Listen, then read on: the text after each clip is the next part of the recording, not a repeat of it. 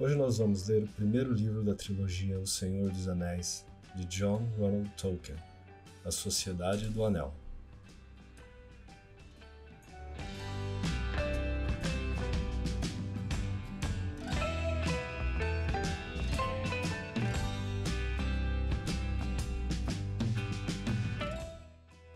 Três anéis para os élficos reis sob o céu, 7 para os anãos em recinto rochoso, 9 para os homens que a morte escolheu, 1 para o Senhor sombrio no espaldar tenebroso, na terra de Mordor onde a sombra desceu. Um anel que a todos rege, um anel para achá-los, um anel que a todos traz para na escuridão atá-los, na terra de Mordor onde a sombra desceu. Quando o senhor Bilbo Bolseiro de Bolsão anunciou que em breve comemoraria seu 11º aniversário com uma festa de especial magnificência, houve muito falatório e agitação na Vila dos Hobbits. Bilbo era muito rico e muito esquisito, e tinha sido a admiração do condado por 60 anos, desde seu notável desaparecimento e inesperado retorno. A fortuna que trouxera de suas viagens a se tornar uma lenda local, e popularmente acreditava-se, não importasse o que dissessem os mais velhos, que a colina em Bolsão estava repleta de túneis entupidos de tesouros. E, se isso não bastasse para a fama, havia também seu vigor prolongado em maravilhar-se. O tempo seguia, mas parecia ter pouco efeito sobre o senhor Bolseiro. Aos 90 anos, estava quase igual aos 50. Aos 99 começaram a certeira. Alguns haviam que balançavam a cabeça, pensando que era bom demais para ser verdade. Parecia injusto alguém possuir juventude, aparentemente perpétua, e também riqueza, alegadamente inesgotável. Mas até agora os problemas não tinham chegado, e como o senhor Bolseiro era generoso com o dinheiro, a maioria das pessoas estava disposta a perdoar suas esquisitices e sua boa sorte. Continuava mantendo relações de visita com seus parentes, exceto, é claro, com os saco-bolseiros, e tinha muitos admiradores fiéis entre os hobbits de famílias pobres e desimportantes. Mas não tinha amigos próximos, até alguns de seus primos mais jovens cresceram um pouco. O mais velho deles, o favorito de Bilbo, era o jovem Frodo Bolseiro. Aos 99 anos ele adotou Frodo como herdeiro e o trouxe para morar em Bolsão. E as esperanças dos sacola-bolseiros finalmente se despedaçaram. Acontecia de Bilbo e Frodo terem o mesmo aniversário, 22 de setembro. É melhor você vir morar aqui, Frodo, meu rapaz, disse Bilbo certo dia. Daí podemos comemorar nossas festas de aniversário juntos, com conforto. Naquela época, Frodo ainda estava na adolescência, como os hobbits chamavam a idade irresponsável de 20 e tantos anos, entre a infância e a maioridade aos 33 anos. Mais 12 anos se passaram. A cada ano, os bolseiros haviam dado festas de aniversários conjuntas muito animadas em Bolsão, mas agora ficou evidente que algo bem excepcional estava sendo planejado para aquele outono. Bilbo ia fazer 1101 anos, um número bem curioso e uma idade muito respeitável para o hobbit. O próprio velho Tuck só alcançara os 130. E Frodo ia fazer 33, um número importante, a data de sua maior idade. As línguas começaram a se mexer na vila dos hobbits, e em Beir-Água, e boatos sobre o evento vindouro percorreram todo o condado. A história e o caráter do Sr. Bilbo Bolseiro tornaram-se mais uma vez o principal assunto das conversas, e os mais velhos, de repente, descobriram uma grata demanda para suas lembranças. Ninguém tinha uma plateia mais atenta que o velho Hamgand, comumente conhecido por Feitor. Ele discursava na moeta de Hera, uma pequena taverna na estrada de Beir-Água, e falava com alguma autoridade, pois cuidara do jardim de Bolsão por 40 anos e ajudara o velho Holman no mesmo emprego antes disso. Agora que ele mesmo estava ficando velho e emperrando nas juntas, o trabalho era feito principalmente por seu filho mais novo, Sam Gandhi. Tanto o pai como o filho tinham relações muito amigáveis com Bilbo e Frodo. Moravam na própria colina, na número 3 da rua do Bolsinho, logo abaixo de Bolsão. É um gentil hobbit muito simpático e de boa fala. O senhor Bilbo, como eu sempre disse, declarou o feitor. Era perfeita verdade, pois Bilbo era muito polido com ele, chamando-o de Mestre Hamfast e consultando-o constantemente sobre o cultivo de vegetais. Em termos de raízes, especialmente batatas, o feitor era reconhecido como principal autoridade por todos da vizinhança, incluindo ele próprio. Mas e esse Frodo que mora com ele? Perguntou o velho Nox de Beirágua. Bolseiro ele se chama, mas é mais que uma mirada Brandebuck, dizem. Não entendo por que um bolseiro da Vila dos Hobbits iria sair em busca de esposa lá longe na terra dos Books, onde a gente é tão esquisita.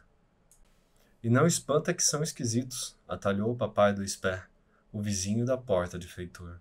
Se eles vivem do lado errado do rio Brandevin e bem junto da Floresta Velha, é um lugar escuro e ruim, se for verdade metade das histórias. Está certo, pai, disse o feitor. Não é que os Brandebucks das terras dos Books vivem na Floresta Velha, mas são uma família estranha, parece. Ficam brincando com barcos nesse rio grande, e isso não é natural. Pouco admira que tenha dado encrenca, eu digo. Mas seja como for, o Sr. Frodo é o jovem hobbit mais simpático que você queira conhecer. Muito parecido com o Sr. Bilbo, e é mais do que só aparência. Afinal, o pai dele era bolseiro.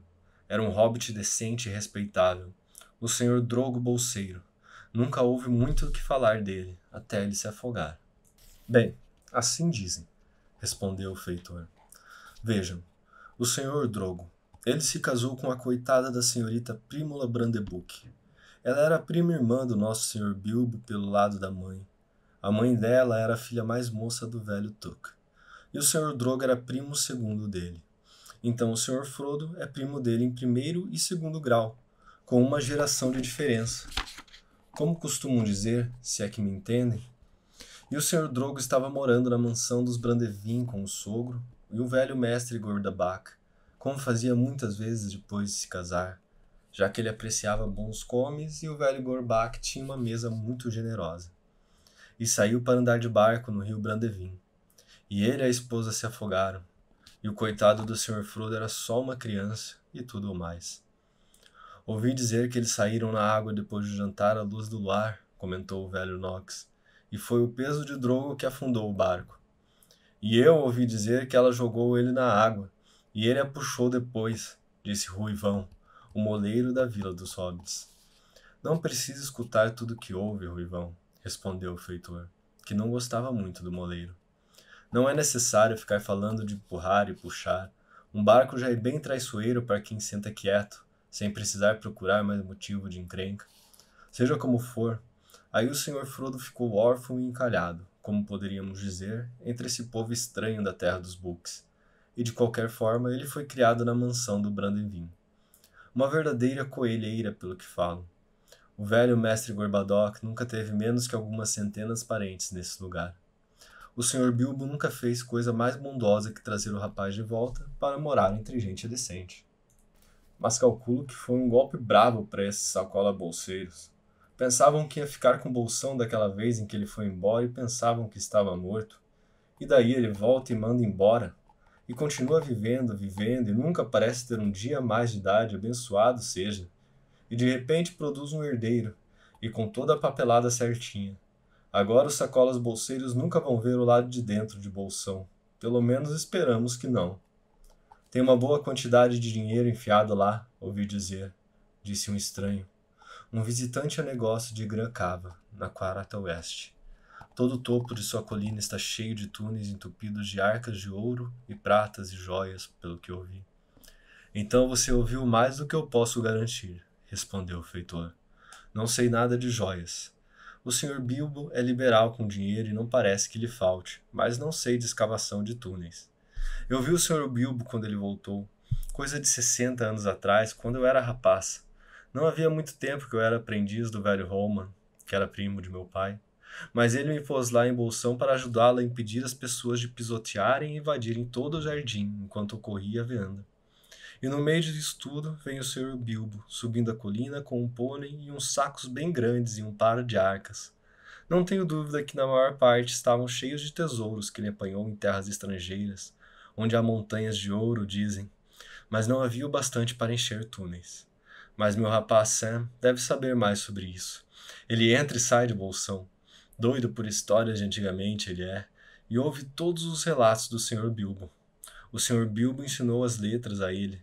Não tem mal nisso. Vejam bem, e espero que nenhum mal venha daí. Elfos e dragões, eu digo a ele. Repolhos e batatas são melhores para mim e para você. Não vá se misturar nos afazeres dos seus superiores ou vai acabar em encrenca grande demais para você, eu digo a ele. E poderia dizer isso a outros.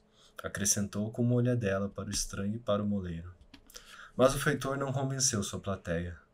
A lenda da fortuna de Bilbo já estava fixada demais firmemente na mente das gerações mais jovens de hobbits.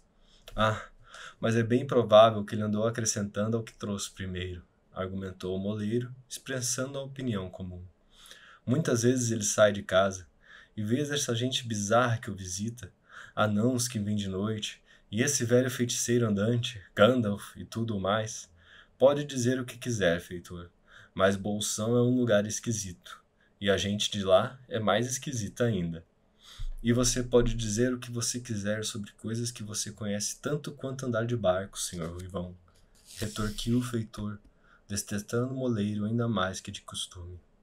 Se isso é ser esquisito, então seria bom se tivéssemos um pouco mais de esquisitice por aqui.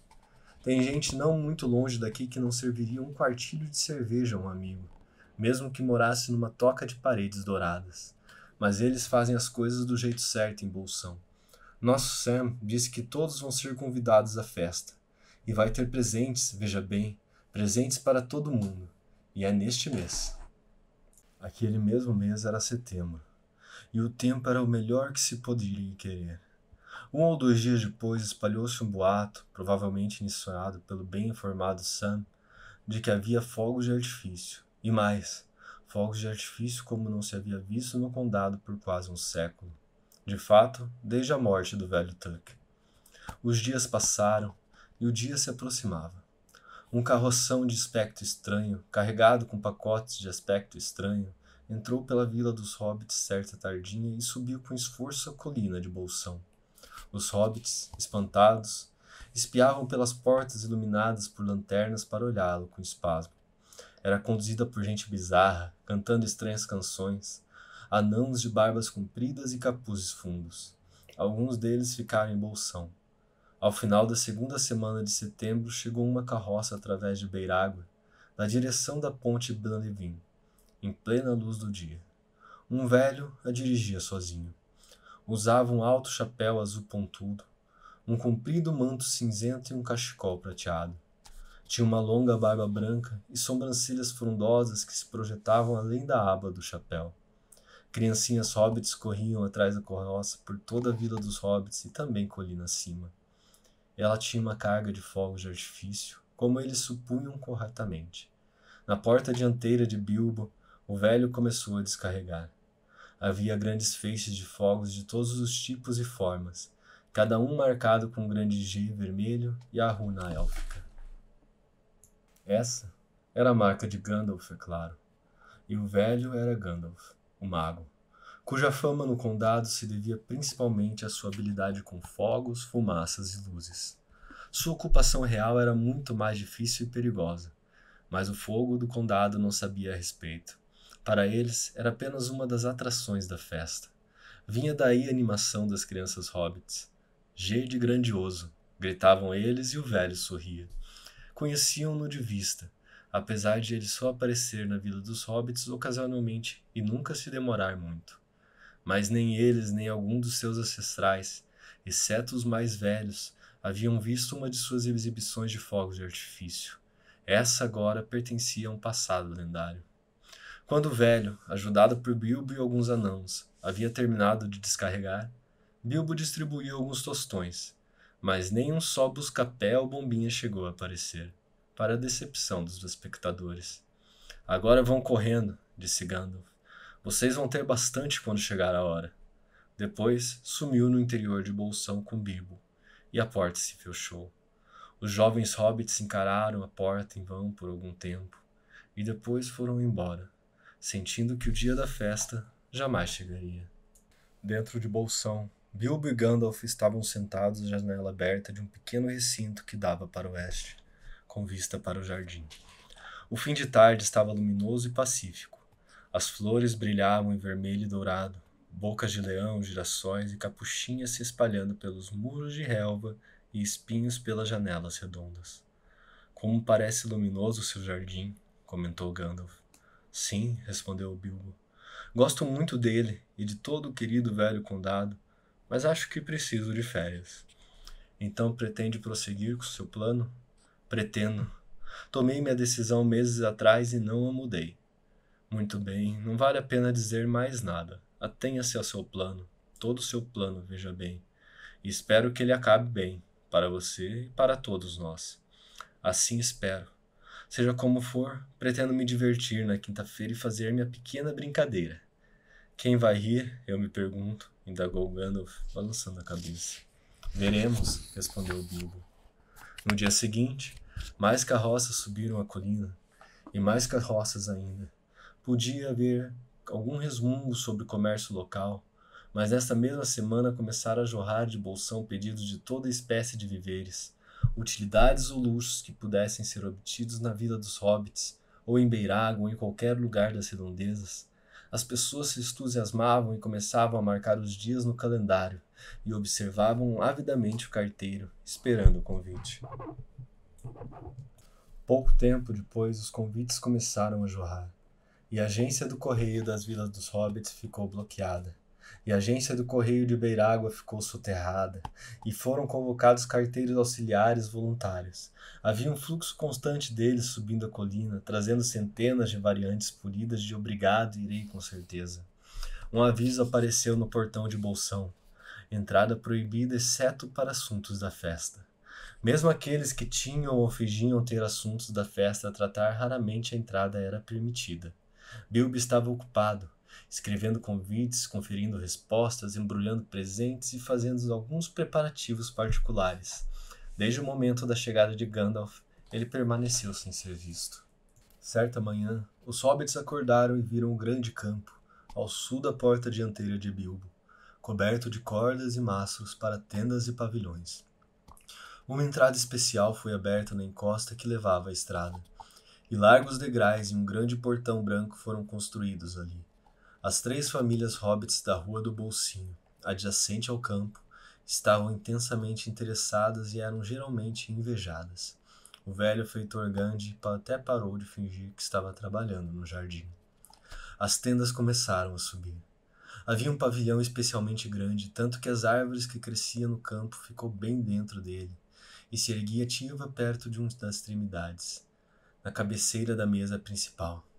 Havia lanternas suspensas em todos os seus galhos. Ainda mais promissor, na cabeça dos hobbits, uma enorme cozinha ao ar livre foi erguida no canto norte do campo. Um enxame de cozinheiros de todas as tavernas e tascas a milhas de distância chegou para suplementar os anãos e outras pessoas esquisitas que estavam alojadas em Bolsão. A animação chegou ao auge. Então, o tempo ficou nublado. Isso foi na quarta-feira, véspera da festa. A ansiedade era intensa. Então, a quinta-feira, 22 de setembro, chegou a raiar. O sol nasceu, as nuvens desapareceram, as bandeiras foram desenroladas e a diversão começou. Bilbo a chamava de festa, mas era de fato uma variedade de entretenimentos embrulhados em um só. Praticamente todos os que moravam perto foram convidados. Alguns bem poucos foram esquecidos por acidente, mas como eles apareceram assim mesmo, isso não teve importância. Muita gente de outras partes do condado também foi convidada, e havia até algum fora das divisas. Bilbo recebeu os convidados e os adicionais em pessoa, no novo portão branco. Entregou presentes a todos a gente, e mais alguns. Esses últimos eram os que saíram de novo pelos fundos e voltaram a entrar pelo portão. Os hobbits davam presentes a outras pessoas em seu próprio aniversário. Não muito caros em regra e não de forma tão pródiga como nessa ocasião, mas não era um mau sistema. Na verdade, todo dia na Vila dos Hobbits e em Beirágua era aniversário de alguém, de modo que cada hobbit daquela região tinha boa chance de ganhar ao menos um presente pelo menos uma vez por semana, mas eles nunca se cansavam disso. Nesta ocasião, os presentes eram incomumente bons. As crianças hobbits estavam tão animadas que por alguns momentos chegaram a se esquecer de comer. Havia brinquedos como jamais tinham visto antes, todos lindos e alguns obviamente mágicos. Muitos deles, na verdade, tinham sido encomendados 1 ano antes, e vieram lá da montanha e de vale, e eram legítimos produtos dos anões. Quando todos os convidados haviam recebido e finalmente estavam dentro do portão, houve canções, danças, músicas, jogos e, é claro, comida e bebida. Houve 3 refeições oficiais: almoço, lanche e jantar, ou ceia. Mas o almoço e o lanche se destacaram principalmente pelo fato de que, nessas ocasiões, todos os convidados estavam sentados e comendo juntos. Em outra hora, havia simplesmente montes de pessoas comendo e bebendo, continuamente das 11 até as 6:30, quando começaram os fogos de artifício. Os fogos eram obra de Gandalf. Não somente foram trazidos por ele, mas projetados e feitos por ele. E os efeitos especiais, conjuntos e revoadas de foguetes foram lançados por ele. Mas houve também uma generosa distribuição de busca-pés. Bombinhas, estouros em série, estrelinhas, tochas, velas anânicas, chafarizes élficos, latidos de goblins e ribombos. Todos eram soberbos. A arte de Gandalf melhorava com a idade. Havia foguetes com uma revoada de aves cintilantes, cantando com vozes suaves. Havia árvores verdes com troncos de fumaça escura. Suas folhas se abriam com toda uma primavera que se desdobra no momento, e seus ramos reluzentes derrubavam flores fulgurantes sobre os hobbits assombrados, desaparecendo com suave fragrância logo antes que lhe tocassem os rostos voltados para cima. Havia fontes de borboletas que voavam, resplandecentes para dentro das árvores. Havia pilares de fogos coloridos que se erguiam e se transformavam em águias, ou navios à vela, ou uma falange de cisnes em voo. Havia uma tempestade rubra e um borrifo de chuva amarela. Havia uma floresta de lanças de prata que saltavam de repente no ar com o giro de uma tropa prestada e voltavam a descer sobre a água com o chiado de 100 serpentes abrasadas. E houve também uma última surpresa, uma homenagem a Bilbo. E essa assustou imensamente os hobbits, como Gandalf pretendia. As luzes se apagaram. Erguiu-se grande fumaça. Ela tomou a forma de uma montanha vista ao longe e começou a brilhar no pico. Cuspiu chamas verdes e escarlates. Dela saiu voando um dragão rubro-dourado, não em tamanho real, mas de aspecto terrivelmente real. Saía-lhe fogo pela queixada. Seus olhos estavam fixos para baixo. Ouviu-se um rugido, e ele mergulhou 3 vezes sobre a cabeça da multidão. Todos se abaixaram e muitos caíram de rosto no chão. O dragão passou com um trem expresso, deu um salto mortal e estourou acima de Beirágua com uma explosão ensurdecedora. Esse é o sinal do jantar, disse Bilbo. A dor e a aflição sumiram de repente, e os hobbits prostrados puseram-se de pé com um salto. Havia um jantar esplêndido para todos, isso é, para todos exceto os convidados ao jantar especial da família. Este foi servido no grande pavilhão da árvore. Os convites estavam limitados a 12 dúzias, um número que os hobbits também chamavam de grosa, apesar de a palavra não ser considerada adequada falando de pessoas. E os convidados foram selecionados de todas as famílias com as quais Bilbo e Frodo tinham parentesco, com acréscimo de alguns amigos especiais que não eram parentes, como Gandalf.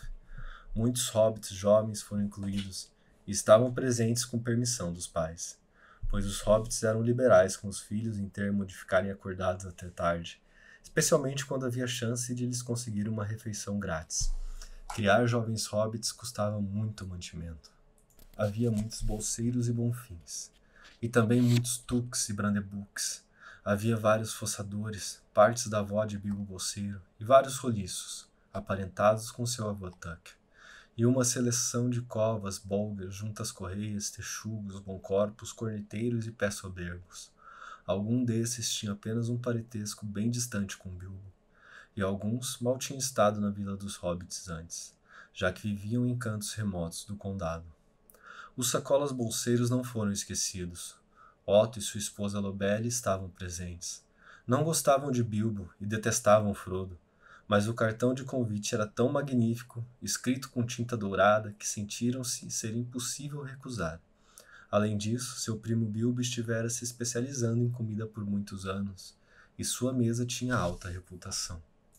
Todos os 144 convidados esperavam uma festa agradável. porém estavam um tanto apreensivos com o discurso de seu anfitrião depois do jantar, um item inevitável. Ele costumava incluir fragmentos do que chamava de poesia, e às vezes, depois de um copo ou dois, fazia alusões às aventuras absurdas de sua misteriosa viagem. Os convidados não se decepcionaram. Tiveram um banquete muito agradável. De fato, um entretenimento que os absorveu. Rico, abundante, variado e prolongado. Na semana seguinte, as compras de suprimentos caíram quase a zero em todo o distrito. Mas como o abastecimento de Bilbo havia esgotado os estoques das maiorias das lojas, adegas e depósitos num raio de milhas, isso não importava muito. Após o banquete, mais ou menos, veio o discurso. No entanto, a maior parte da companhia já estava com humor tolerante.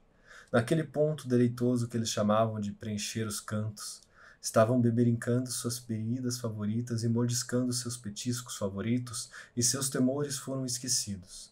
Estavam dispostos a escutar qualquer coisa e dar vivas a cada ponto final. Minha cara gente, começou Bilbo, erguendo-se em seu lugar. Ouçam, ouçam, ouçam. Gritaram e continuamente repetindo isso em coro, aparentemente relutando em seguir seu próprio conselho. Bilbo saiu do seu lugar e se pôs de pé em uma cadeira embaixo da árvore iluminada. A luz da lanterna lhe caía sobre o rosto radiante. Os botões dourados brilharam em seu colete bordado de seda. Todos podiam vê-lo de pé, abanando uma mão no ar com a outra no bolso da calça. Meus caros bolseiros e bonfins, recomeçou ele. E meus caros tucks e brandebuques, e foçadores e roliços, e covas e correteiros, e bolders e justas correias, bom-corpos, texugos e pés soberbos. Pés soberbos, gritou um hobbit de certa idade do fundo do pavilhão. Seu nome, claro, era Pé Soberbo, e bem merecido. Seus pés eram grandes, especialmente peludos, e estavam ambos sobre a mesa. Pés soberbos, repetiu Bilbo. Também meus bons sacola-bolseiros, a quem finalmente volto a dar as boas-vindas em bolsão. Hoje é meu 111º aniversário. Tenho 11 anos hoje. Viva, viva, muitos anos de vida, gritavam. Amartelavam as mesas com alegria. Bilbo estava se saindo esplendidamente. Era depois desse tipo de coisa que gostavam. Curto e óbvio. Espero que todos estejam se divertindo como eu. Vivas ensurdecedores, gritos de sim e não, barulhos de trompas e cornetas, apitos e flautas e outros instrumentos musicais.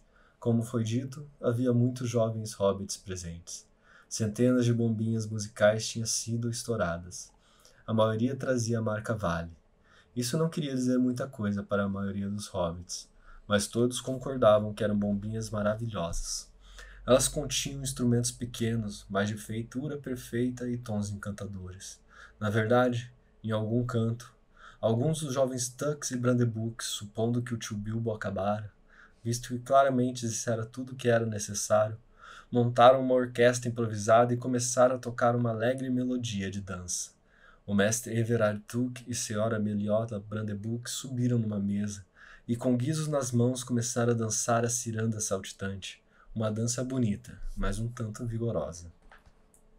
Mas Bilbo não havia terminado. Agarrando uma corneta de um jovem próximo, deu 3 toques altos. O barulho amainou. Não vou tomar muito do seu tempo, exclamou. Vivas de toda a multidão. Chamei todos aqui com um propósito. Alguma coisa no modo como disse isso os impressionou.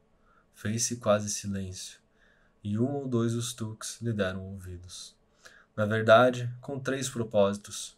Primeiro de tudo, para lhes dizer que gosto imensamente de todos vocês, e que 11 anos é um tempo curto demais para viver entre hobbits tão excelentes e admiráveis. Tremenda explosão de aprovação. Não conheço a metade de vocês, a metade do que gostaria, e gosto de menos da metade de vocês, a metade do que merecem. Isso era inesperado e um tanto difícil. Houve alguns aplausos esparsos, mas a maioria deles estava tentando compreender e ver se era um elogio. E em segundo lugar, para comemorar meu aniversário. Vivas de novo.